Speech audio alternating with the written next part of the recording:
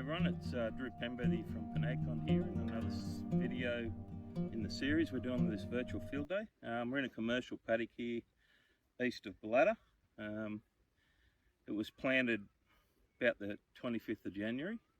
We've got two varieties in this paddock.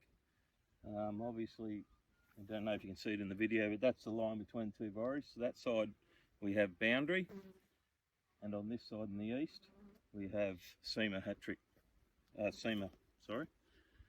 So what we're seeing here, I suppose, in this paddock is, as you can see here, your Boundary's on your left of your screen and the right here's the Seamer.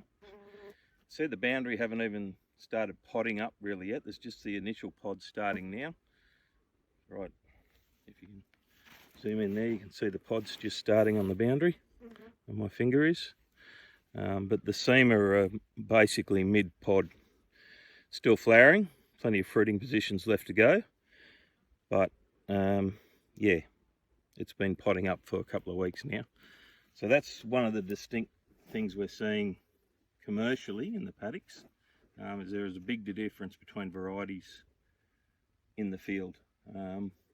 Obviously, as Mitch and Angela have already discussed, there's a few things we're worried about. Disease is one of the big ones with as it's becoming cooler, the ascochyta is becoming a bit more of a risk.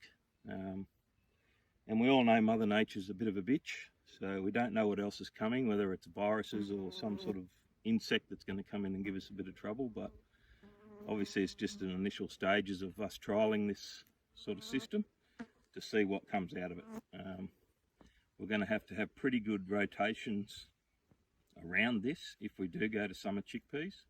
Obviously going to play a big impact on what we can plant in the winter, and also how far away from the winter plantings we're going to be. Got to be mindful of neighbours as well.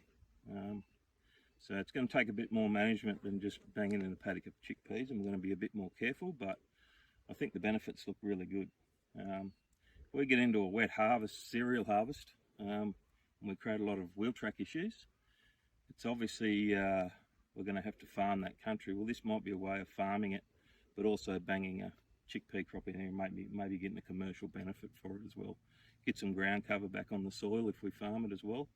As you can see here, it's a pretty good strike. Also, the other issue is weed control. You know, we can use balance and that, which we're using can use it in the fallow portion of the rotation just for weed management. I think it's going to give us a fair few benefits if it all works. Commercially, the seam we're going to have to plant 100 kilos. The NGA trial data we've done is also backing that up, that about 40 plants per metre squared is where we need to be with Seamer for the highest yield potential. And it's also going to help with our harvest height. And yeah, so anyway, this is just another field. We thought we'd show you this one quickly. And we'll talk to you in the next video. Thank you very much.